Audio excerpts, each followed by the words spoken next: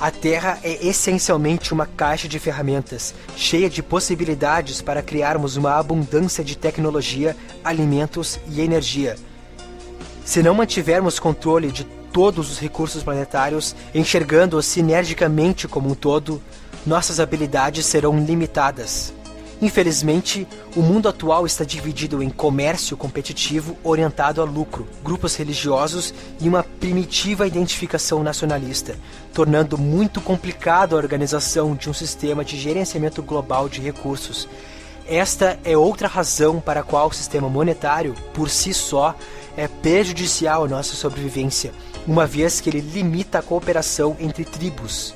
No que diz respeito às ideologias, é hora de colocarmos de lado as nossas diferenças religiosas e nacionalistas e perceber que estamos todos aqui no mesmo planeta, necessitando das mesmas coisas básicas.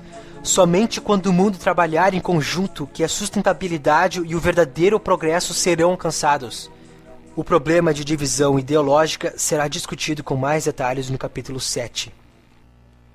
A indústria e o trabalho. Tal como expresso anteriormente, as estatísticas têm mostrado que os seres humanos estão sendo continuamente substituídos na força de trabalho por máquinas automatizadas, provocando desemprego e, consequentemente, uma redução do poder de compra dos seus cidadãos. Ao longo do tempo, à medida que este fenômeno progride, haverá uma reviravolta quando a falta de poder de compra destruir a economia baseada em dinheiro, uma vez que não importará o quão eficiente será o custo de produção das empresas. As pessoas simplesmente não terão nenhum dinheiro para fazer compras, terminando assim com o mecanismo de consumo cíclico. Aquelas que estão conscientes disto geralmente tentam criar soluções dentro do sistema monetário, normalmente sugerindo alguma forma de estado socialista do super bem-estar, onde a elite rica possui as fábricas e uma classe média virtualmente não existente, talvez 5% da população mundial, trabalha para supervisionar a operação das máquinas, enquanto o dinheiro é dado ao resto do povo na forma de doações do governo. Esse tipo de ideia não é nada mais do que assustadora e absurda. Levaria à ditadura, extremas restrições de liberdade e grande revolta pública, já que a estratificação de classes ainda existiria, permitindo àqueles no topo o acesso a mais recursos do que os bilhões de pessoas que permaneceriam na base. Assim, estamos agora presenciando uma contenção proposital do desenvolvimento tecnológico, com o intuito de manter as pessoas empregadas. É como ter uma furadeira elétrica disponível, mas usar uma furadeira manual para ser pago por mais horas de trabalho. Isto é fundamentalmente contraproducente. É insano conter ou ignorar o desenvolvimento tecnológico para preservar um sistema social ultrapassado. O objetivo da tecnologia é justamente libertar a humanidade do trabalho. Precisamos de um modelo social cujo foco seja maximizar nossa capacidade tecnológica em prol da libertação humana da escravidão, levando a produtividade a seu maior potencial. Qualquer resultado inferior é inaceitável. Agora, como exercício, esqueçamos completamente nosso sistema social, baseado em moeda, e vamos visualizar métodos de produção industrial modernos, tais como seriam implementados numa economia baseada em recursos. A questão é, como projetaríamos um sistema que maximiza a produção, reduz o lixo gerado, considera o equilíbrio dinâmico da biosfera e diminui o trabalho humano repetitivo e mecânico? Baseado no método científico, é assim que o raciocínio lógico seria utilizado para definir os métodos de produção industrial. Passo 1. Realizar um levantamento dos recursos planetários. Passo 2. Decidir o que necessita ser produzido, priorizando itens de necessidade básica como alimentos, água, moradia, entre outros. Em seguida, itens para auxiliar a produção como matéria-prima, máquinas automatizadas, desenvolvimento tecnológico, entre outros. E, finalmente, os demais itens como entretenimento, rádios, instrumentos musicais, etc. Passo 3. Otimização dos métodos de produção e maximização do tempo de vida dos produtos. Passo 4. Métodos de distribuição para o acesso humano. Passo 5. Reciclagem otimizada dos produtos que eventualmente venham a se tornar obsoletos ou inoperáveis. Passo 1.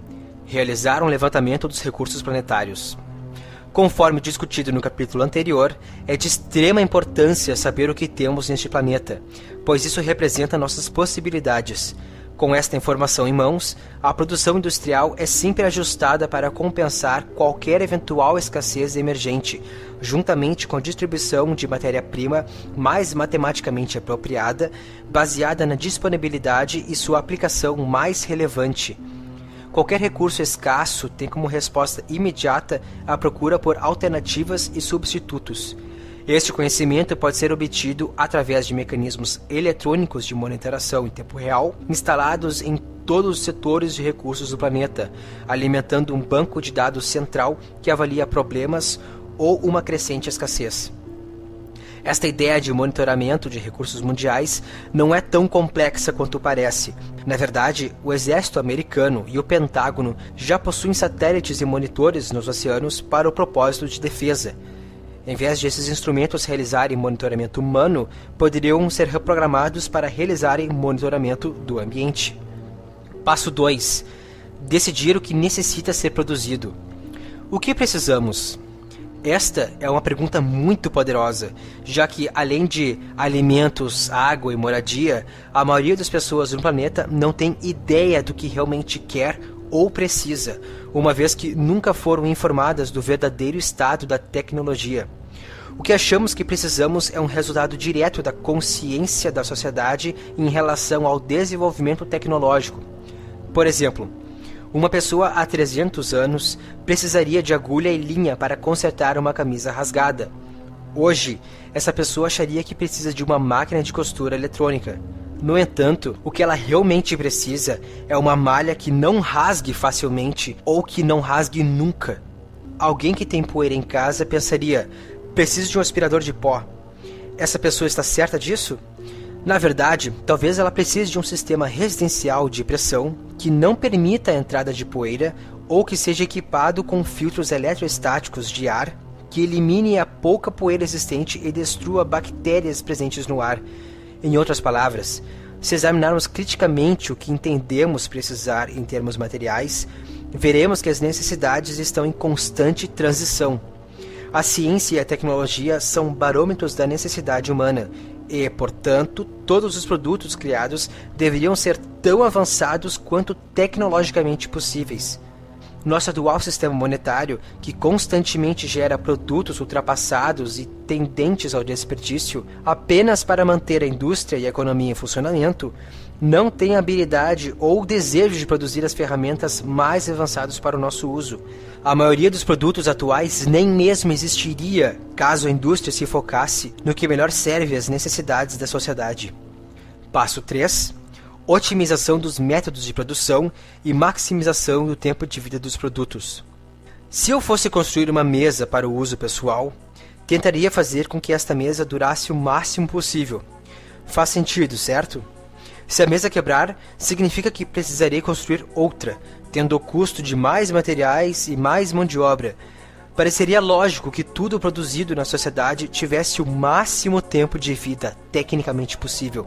Infelizmente, ocorre exatamente o oposto atualmente, já que, como previamente discutido, o sistema monetário sobrevive da multiplicidade e da obsolescência planejada.